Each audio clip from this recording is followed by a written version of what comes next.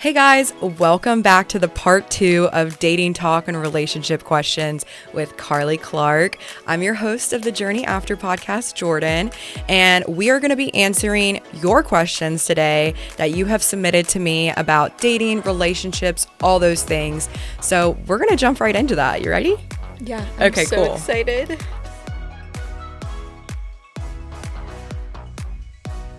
So our first question is, he checks all the boxes on paper, but my heart goes to a one that doesn't. What's our advice? I feel like I've honestly been in this position too, where like there is this, like you have these two options. Like one of these is this amazing guy and he checks every box, but then you're drawn to the person who doesn't. What's our advice there? Is it we need to check internally, like what we're seeking, what we're attracted to? Why are we not attracted to that person? What's your 2 cents on that? Yeah, I would say 1, some encouragement. I think every woman has been there. But 2, to humble all of us really quick, if you are attracted to someone who is not of God, red flag for you. Because I really had to check, again, my desires. Like if I'm desiring a man who is not following the Lord, there's something in me that I need to work on. But I would use that as an opportunity to seek out the Lord more, grow in your faith. But also, I think that there's another part to that of, especially if you have experienced some toxicity in other relationships or some poor habits or some trauma, there can be a part of you that thinks like this toxic love is the most thrilling. And I think counseling and therapy can help you work that out. But just knowing that that's not of God, I wouldn't entertain it. But I would also ask the Lord to show you the fruitfulness of pursuing someone who loves him, the fruitfulness of pursuing a relationship that amplifies him. Because coming out of the toxicity and going into a relationship that honors God, there's going to be so much fruit to that. There's going to be so much blessing to that. Whereas really entertaining anyone or any relationship that isn't of God is only going to lead you in pain, disappointment, and honestly a place of you asking like, why did I let myself get here again? Yeah. No, I agree. Yeah. He broke my heart, but now wants me back. We've done this 2 times before. At what point should I say no and walk away? Yeah, been there before too. Again, I think that that's hard because I don't know who's asking and I also don't know the man, but I would say God is a redeemer. There are redemptive stories, especially with relationships that I have heard of, but I would be very, very, very careful. And again, I mentioned this in the episode before, but I think women love to make excuses for people that they love. And I think it's sometimes super easy to see the best in people, especially like the best in men. Yeah. Even in general, but especially when you really desire someone and they're like, I want you back. Like, I'm so sorry. Like, I'll do any of this. Like, you want that. And you almost are like, oh, that's all I need to give him another chance. Yeah. But I will say, again, don't just listen to what I'm saying or what we're sharing on this podcast. Like, get in community and get real accountability for you to go over this man's character. And, I would love to understand what he has done to change. Like, how does his life look different? How does his character look different? What has he actively displayed and shown is going to be different? And it shouldn't just be talk. Like, it should be in action. And if I think I can go back and tell myself one thing or make myself do one thing when it was, listening to someone who was sharing that with me, is not just taking their word for it. Yeah. And that's sad. Like, that actually is a huge part of my story is I took a lot of people's words for it. And that ended up really hurting me. Yeah. And so it ended up being that I didn't trust anyone's word. And that's what I had to work out before I ended up getting married. But besides the point, someone will show you the fruit in their action. It won't just be talk. And so again, I'd love to know what they're displaying character-wise. I would love to know what they're displaying in their actions, and has enough time gone by for them to really make that change. I don't think that someone can learn a lesson of how to treat someone different in, 4 months. Like, I just don't think that. I think a character development and character change happens at 6 months minimum, maybe. Normally it takes a year for things like that, and more for that to happen. So I would look at, again, what he's doing differently. Is he holding himself accountable? Who's helping him be developed? What's his character and his actions displaying? Like, is there fruit there? But I would be really careful continuing to put yourself in a situation for someone to break your heart over and over again. Yeah, I definitely can speak a little bit on that, because that was me. Like, I countlessly let someone come back into my life over and over again after they had hurt me, broke me, and all these things. And I think the perspective behind doing that is because you feel so weak without them. There becomes this, like, dependency on this other person to receive love. It's almost like a trauma bond in a way. And I guess my encouragement would be, like, if you guys are broken up and you're taking time away from each other, try to find love for yourself, pour into the Lord, because he's ultimately going to give you the one and only love you need, and see how you feel, like, after a few months. Like, you know, if that person is changing and you see the actions of that and they're still pursuing you and only you, you know, then maybe kind of revisit that, at least in my perspective. But I think without removing that dependency on that person, you're never going to be able to see life without them in a, like, healthy way. And so kind of just changing your mindset a little bit to love yourself again before you can give your love to somebody else. That's good. Yeah. Ooh, this one's good. Okay. Thoughts on looks versus treatment trade-off in dating. Like, hot, but they treat me poorly, or they treat me really good, but they're not attractive. Yeah, listen, I gotta humble this person real quick. Gotta humble you, because I had to get humbled. Let me tell you. First of all, I just want to say blanket statement. This is a testament to the Lord. So start praying now for your future spouse. Start talking to the Lord about the characteristics you want them to have. And it's okay to be like, oh, I want a man or I want a woman who is blonde because I like blondes. Or I want, you know, a man who's into the gym. I used to be so scared to pray stuff like that because I was like, oh, that's so materialistic. I mean, I think that God gives us attractions for a reason. Exactly. Yeah. You know, I'm like, let's say, like, these are the qualities that I'm attracted to. Like, those just didn't come out of nowhere. Yeah. You know, like, those were built inside of me to one day be able to fall in love with somebody. Just from certain perspectives of it. Exactly. And it's not wrong to, again, have certain preferences or to be attracted to certain people. But I would say that it's, I want to be careful with how I use my words. It's not necessarily wrong, but I would say it's wrong to be led by that only. Yeah, that shouldn't be in the driver's seat. Exactly. Yeah. Because, again, I will say, Brooks and I'm so thankful, truly a testament to the Lord, because there's not a single part in our relationship that is toxic. Like, you know, I don't talk great about him and then go home and, like, fight with him a lot or wish I wasn't married. That's definitely not the case. And I'm super attracted to him. Like, I feel like I literally am like, wow, God literally knew exactly what I wanted in a man and just gave him to me physically. And then also with the character of a man of God, which is, again, just, I feel super blessed. But when real things in life happen, you're not going to care how hot someone is. Like, you're just not.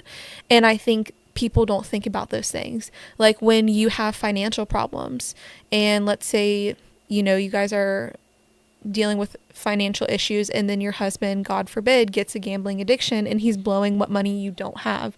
You're not going to be like, oh, but he's so hot. Like, that's going to be really hurtful for you. Or God forbid, you guys have kids and your child gets a terminal illness. You're not going to be like, oh, but thank God he's so hot. Like, that's just not something that you, like, it might seem like such a important factor now, but when real things in life hit, that's going to go out the window for everyone. And, like, I don't care how attracted you are to someone. Like, it's just when real problems occur, you're not going to be thinking about how attractive that person is. Yeah. And you're going to be thankful, especially if you wait on someone who displays the characteristics of the Lord, that that person you are married to is helping you get through those times. That's what you're going to be thankful for, not what they look like. Yeah. Yeah. Again, I think the initial attraction should be there. There should be something that obviously sparks you and that you're interested in. Again, it shouldn't be in the driver's seat. But at the end of the day, too, like, looks fade. You know, we're not going to look like this forever. Yeah. We're not going to, someone's not going to always have a six pack forever or really good hair forever. You know, like, we age, and with love, like, you want to love that person for who they are, how they treat you, how they honor God. Yep.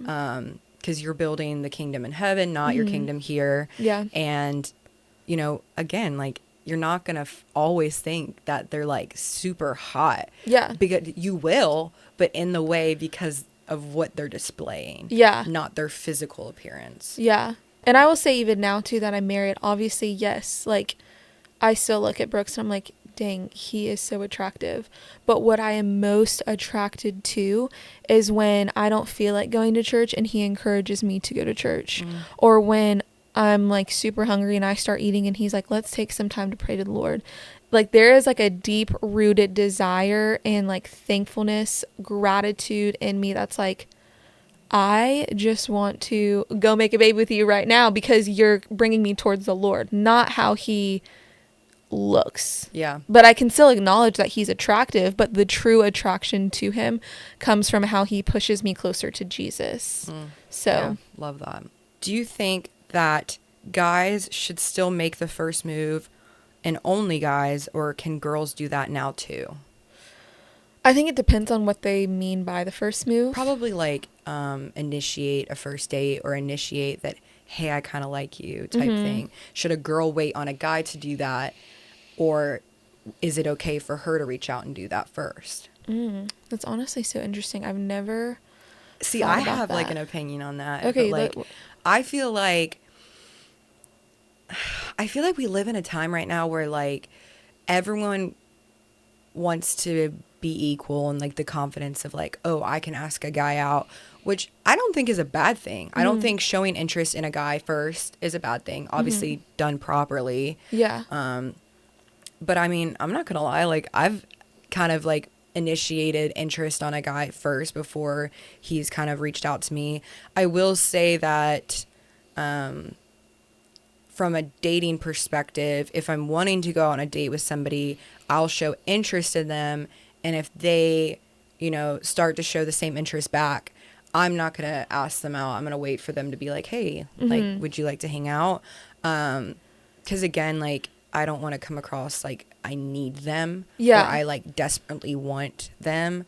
Well, I think that there's a difference between, and just listening to you talk, I was thinking about this, and I think there's a difference between showing interest and then also initiating. Yeah. Like, I don't think it's wrong as a woman to show interest, but I'd be very careful of if you're initiating, because I will say a man of God is an initiator. Yeah. Like, a man of God is going to pursue you.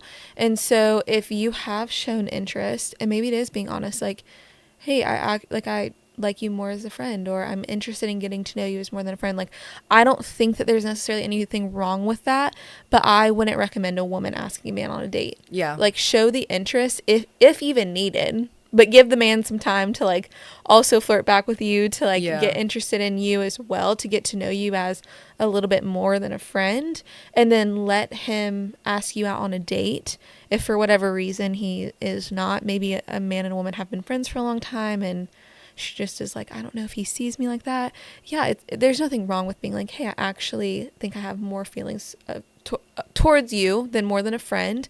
But don't be out here asking these men on dates, because I feel like when you set the bar that you're going to ask and you're going to be the leader in that, it's never going to be able to get raised, because that's their initial response to you. And again, I feel like a man of God wouldn't be attracted to that because they would want to lead. Yeah. But I feel like for most men, like the second a girl is like, oh, I'll come pick you up, or let's do this and it's on me, or something like that, like their standards are already down here and they're never going to feel like they're going to be expected to do more than that. Mm-hmm. I would say too, I would question if you feel like you have to pursue a particular man if he's really the man that God has for you. Like, I don't think that God would send a man to a woman that where like the woman has to pursue him, just because that's not God's word and that's not how God designed men. So again, I don't think that there's anything wrong with showing interest or displaying interest, but I do think that it might be a little bit of a red flag if you're the one pursuing them, especially asking them out on dates. Like, I would be really careful. I don't even know if I would say careful. I just would not do that. Yeah. So. Yeah. No, I think that's good. Yeah. All right. Last question, which I feel like is a really good one. I think this one all the time. So I'm probably not going to be a good one answering this, but this might be a good question for Miss Carlee. How do I find a godly man in the world we live in today? So blanket statement, standing strong and firm in your convictions and your pursuit of the Lord. I think a lot of women, they get scared or anxious, or they really start to question like if there is a man out there for them, and they settle for less. And so when you start to entertain less, you will get in a relationship with less than God intended for you. You will get in a marriage that's less than God intended for you. So I think as a woman, you should be standing firm on your convictions, standing firm on your foundation, standing firm on your beliefs. And the right man that God has for you will be attracted to that and continue to pursue you. So I think the question's more so like, where can I meet somebody? Like, yeah. I know you met Brooks at the gym. Like, yeah. I think you can meet men, quote unquote, men of God anywhere. Do I think that they're going to be at the bars in downtown at 2 a.m.? Probably not. So, I mean, I myself, like as a woman, if I was at the bars until 2 a.m. downtown, I would question, what I'm doing, where my convictions are. But I'm not going to say you can't find a man at a restaurant, or you can't find a man. I want to be careful that I say bar. It just because you meet a man at a bar doesn't mean that he's not a godly man, especially if he's like displaying the fruits of the characteristics. Like, I really think that you can meet them anywhere. It's just the tendency to find men who are pursuing God are going to be lower at bars at 2 a.m. They're probably going to be higher at church on Sunday mornings. They're probably going to be higher involved in co-ed life groups. It's probably going to be higher at finding places that are beneficial to your health and to your body at the gym or something like that. They're probably going to be higher, on a walk. Yeah. And so it's not just church. Like, men and women of God also do things outside of church, but they're probably not going to be involved in things that are not of God. Yeah. So I would start looking for a husband, for a wife, anywhere that you are. Don't discount the area that you might be in, but just know the pool is small in general, and the pool gets smaller when you try to find someone who's going to be at a place that's not displaying the glory of God. Yeah. So. Okay, so now I have a question. Okay. Okay, so let's say my friend's wanting to know that... My friend. Let's say that there's someone you meet at church or you see at church. Mm-hmm. From a woman's perspective, since we kind of already established that a woman shouldn't ask a guy out on a first date. I mean, I know I don't want to do that. I want a guy to pursue me, especially a godly man.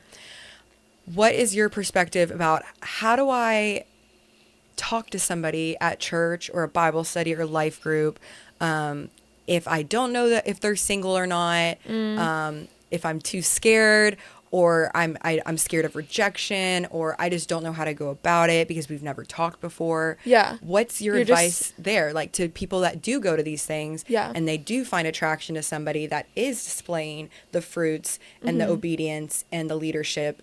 How do you go about that? Like, how would you encourage someone to make that connection? Yeah.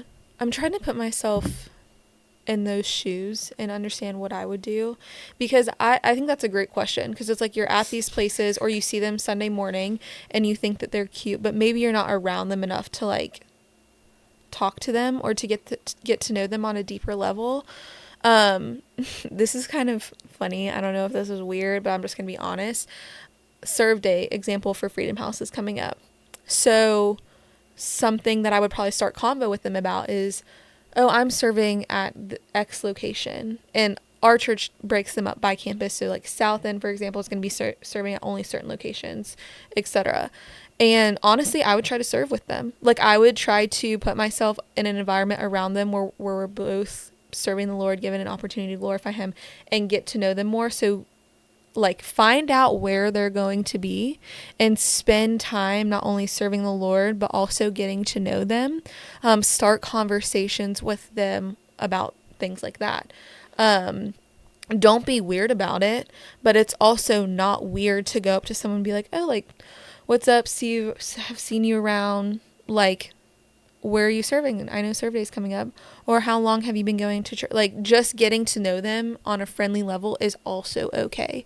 Like, it's not weird to go up to a man or woman or someone who you've been going to church for a while with and just getting to know them. Like, it's really not. I think when you find someone attractive, you're like, I cannot do that. But people do that all the time, and it's not weird. Yeah. So I would probably, again, go up to them, start convo with them, find out, you know, who they're hanging out around, what they're doing, what Bible studies they're involved in, where they're going to be at for serve days, and just start kind of making yourself more known to them in that way. But if you have been doing that and you're kind of, again, in that area where you're like, well, I'm kind of enjoying them or wanting to know them as more than a friend, maybe it's confiding again in another woman who is a mentor or who also goes to the church, about that, and just saying like, hey, do you happen to know if he's single? Like, I'm interested in this person. Like, I kind of think of our pastors of South End. Like, if that was me for someone, I'd be like, hey, I'm kind of interested in such and such. You know, do you know if they're seeing anyone? Because word, especially in churches, gets around fast. And that's like a good way to find out if they're single or if they're not. Because it's better to find out early if they're not before you make yourself, you know, more known and show interest like that. But I would just do that. And then, like, the better option too, especially if you know the people they're friends with, and again, I want to say this carefully, do this with someone you trust, but just be like, hey, like, such and such and I have been getting to know each other. Is he single? And then especially one of their friends is going to be able to talk to you like a little bit more about that. Yeah. So, cool. Yeah, that's some great advice, guys. Go up to somebody at church and just go serve with them on Serve Day. Yeah. Okay, guys, so that is all of our questions today. We still have some more, but I think we're going to save them for another episode. Continue sending in questions. Again, it can literally be about anything that you're scared to ask, that you've been asking yourself, or that you have asked before, but you feel like you still need some guidance or clarity. We'd love to answer those questions. I know Carlee is going to be back again one day, so we can save up all those questions for her if they're about relationships. But yeah, continue to send in some questions. I would love some feedback. Continue to like, share, and subscribe to my podcast. I want to thank you guys again for all the support and love and encouragement you have left on my podcast, the reviews, the shares. It really means the world to me. Thank you for, listening to my story, to Carlee's story, to all my other guest stories, and just continuing supporting me in this journey. Because again, it is not about where we've been, but where we're going in Christ. So if you are interested in being a guest like Carlee, check out my website under the Get Connected and fill out the guest form. I would love to have you on here in person, having conversations, sharing your story, answering more Q&A. But yeah, thank you again for tuning in. This is our part 2 section of the dating talk and relationship segment. So yeah, come back again, tune in for next Friday for our next episode. Thank you again, Carlee, for coming on to this podcast. It's always a privilege to have you back on. Thank you for having me. I love spending time with you and especially talking about the Lord. No, I love it. I love it. Thank you for sharing all about your marriage, your dating life with Brooks, your engagement period. I think that's going to be really helpful and encouraging for so many people. I know it is for me. Thank you for answering these questions vulnerably and honestly. Yeah, you have so much wisdom in this area that God has blessed you with. And I think it's such a beautiful act of obedience for you to come on here and share that. Thank you. So thank you again. Thanks for coming Thank back you so on. much. You're definitely going to come back on again down the future. Anytime. But Love it. no, Weekly. no, Carly's just the best, guys. I love her so much. But thank you again. And yeah, thanks, guys. Bye. How do I see the whole thing? But okay, I'm going to restart that because... No worries. I want to know who you're talking about, though.